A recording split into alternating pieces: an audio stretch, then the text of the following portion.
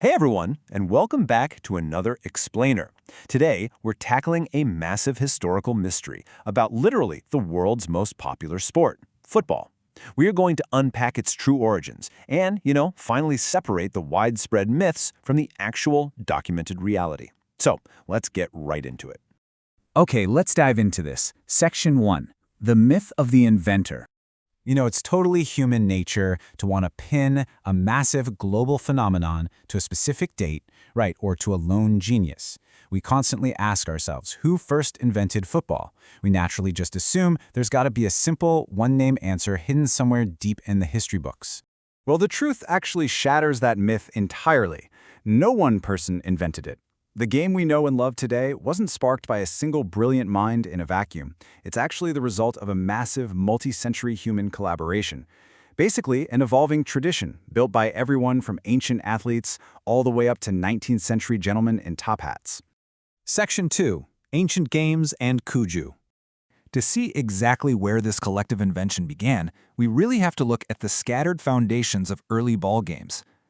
Thousands of years ago, across completely different cultures, we're talking ancient China, Greece, and Italy, people were actually doing the exact same thing, just kicking leather balls around purely for fun. They were completely different games, sure, but united by this one fundamental human pastime. Now, what's really interesting about this is that out of all those ancient games, one really stands out. It's called Kuju. This ancient Chinese game is recognized as one of the absolute earliest known football-like games on historical record. It essentially acts as our earliest documented anchor point, just proving how deeply ingrained this sport really is in our shared human history. Let's move to Section 3 and see how this builds. Section 3. England writes the rules.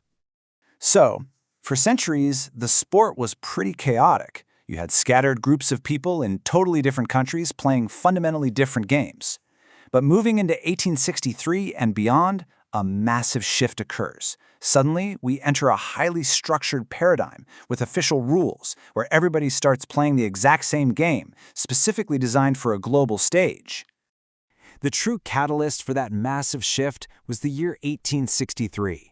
While modern football had been, slowly developing in England throughout the 19th century, 1863 was the real pivotal moment. That's when the English Football Association finally stepped in to codify the official rules. And why does that exact year matter so much?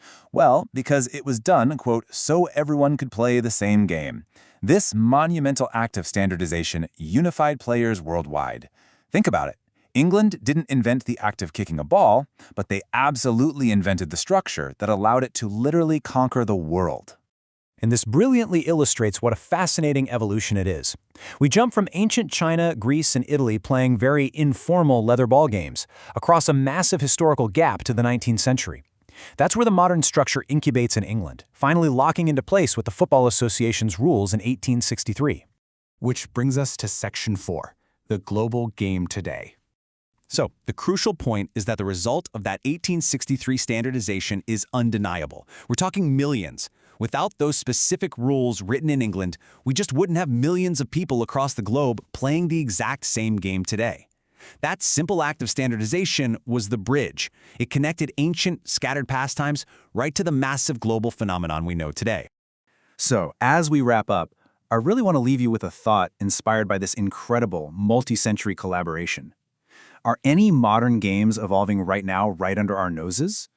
If it took thousands of years to go from kicking leather balls in ancient China to standardizing the sport in 1863, what simple games being played today might become the next global obsession 1,000 years from now? Keep looking for those structures, keep asking those great questions, and I'll catch you on the next Explainer.